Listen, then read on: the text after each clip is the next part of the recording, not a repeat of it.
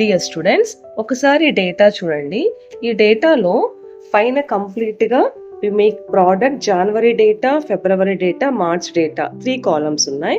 And కింద separate గా 3 columns ఉన్నాయి. అంటే జనవరి దంతా ఒక డేటా ఉంది, ఫిబ్రవరి దంతా ఒకటి ఉంది, మార్చ్ దంతా ఒకటి ఉంది. ఈ కాంబినేషన్ అంతా మనకి ఒకసారిగా పైకి సెట్ అవ్వాలి. ఓకే, సో ఇలా కాపీ పేస్ట్ చేయాల్సి వస్తుంది. ఇది రాంగ్ ప్రాసెస్ అవుతుంది. ఒకసారి ఈ డేటా అంతా అబ్జర్వ్ చేయండి. జనవరి నుంచి సమ్ డేటా ఉంది, ఫిబ్రవరి నుంచి సమ్ డేటా ఉంది, మార్చ్ నుంచి కూడా సమ్ డేటా ఉంది. నేను ఇక్కడ శాంపుల్ తీసుకున్నాను. ఇదంతా కాంబినేషన్, అంటే జనవరి, ఫిబ్రవరి, మార్చ్ కాంబినేషన్ మొత్తం మనకి ఇప్పుడు ఆటోమేటిక్ గా రావాలి.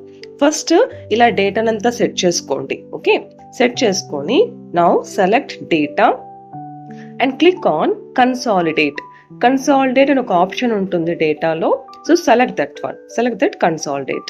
మనకి కన్సాలిడేట్ విండో ఓపెన్ అయిపోతుంది like this.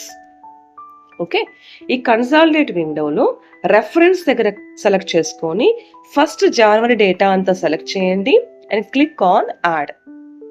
Okay, again go for reference.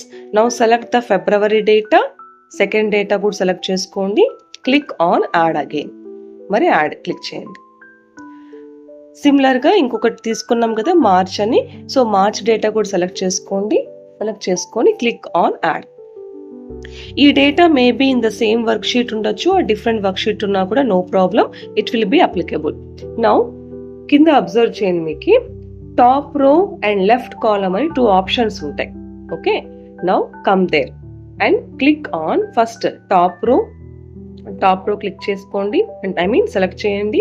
And then left row కూడా క్లిక్ చేసుకోండి. Both should be selected. Okay, now say okay.